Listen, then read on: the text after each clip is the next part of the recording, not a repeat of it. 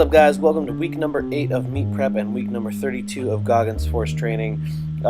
This one is going to be coming out a little bit early just because I ended up closing out the training week on a Friday rather than on a Saturday due to some traveling and events that we've got going on over the next couple weekends. My wife's birthday is tomorrow, and then we're going to be out of town for a wedding the following Saturday. So for the next few weeks, my training split will be a little bit different, although I'm considering actually leaving it this way because I like benching before deadlifting instead of doing it 2 days afterwards, but that is neither here nor there. Anyways, it's a light week of training for me. My hand is definitely healing up from last week, so that is nice. But what you're seeing here is just the same 8 sets of 3 with the box squats. These felt and moved okay, but I could tell I was definitely out of alignment. Ended up getting in to see my chiropractor, Dr. John Kinney over at Performance and Spine Chiropractic on Wednesday, and we had a lot of adjusting to do. My SI was out, my upper back was pretty much locked up, my hamstring and glute on the left side were super tight, and my psoas on the right side were all super tight. So these squats moved okay, but I just didn't feel like I could get my hips open quite as well as I would normally, and I had just a little bit of tightness in through the, just not tightness, but I could feel the hamstring glute area flared up just a little bit from the week prior. So that was present even on the glute ham raises that I did and normally do after this squat workout. But going and getting everything put back into place made a huge difference. He wants me to start doing some duration sets with both plank variations and a bird dog, or dead bug and bird dog variations.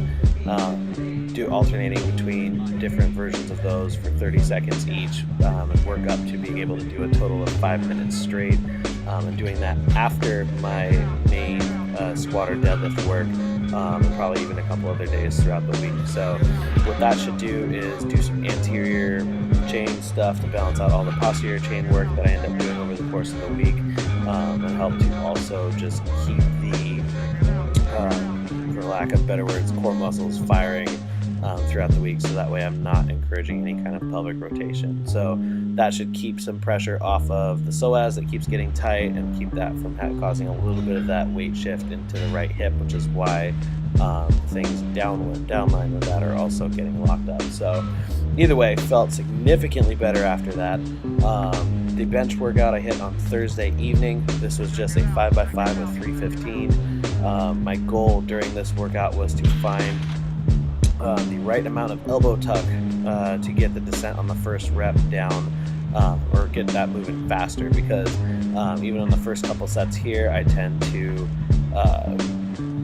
flare the elbows just in a slightly different way, so where it causes my descent to be a lot slower on the first rep, and then I kind of readjust, and then 2 through 5 are always much faster. I had attributed this last time to just a change in the hand and wrist position, but even with those changes, I was still experiencing some of the similar slowing feelings, just kind of the bar not feeling quite right on the first rep. So I finally got to the point where on the last set, I was able to kind of point and drop a little bit, and you can see the difference in the bar speed through all of the reps. They're consistent, but the entire set moved faster than all of the 4 sets before it, despite having been 20 reps in by the time I got to that. So hopefully I can keep that carrying over to heavier weight.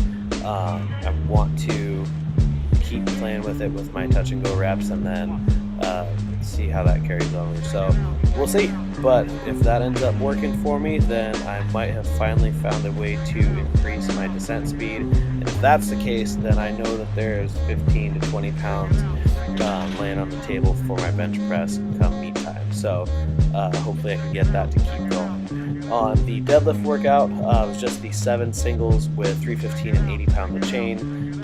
Followed that up with some glute ham raises and good mornings, and then shrugs and rows and the usual accessory work for those things.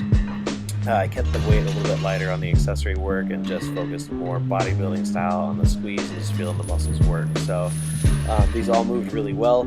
The other thing that I noticed from watching some of the footage over the last couple months, which I tend to do when I have some free time, is that I had slowly eked my way closer to the bar again, which is also why I think my pulls last week, despite having my hand cut open, just felt off, awkward, and caused the hamstring to flare up. So I backed off the bar a little bit, positioning is much better, speed is there, and these felt great. So that is it. I hope you enjoyed the video. If you did, please like it and subscribe to my channel. As always, connect with me on Facebook and Instagram at Jeron Kerridge, and then be sure to check out the gym programs and the facility at www.savagebarbellclub.com. Have a good weekend, and I will talk to you next week.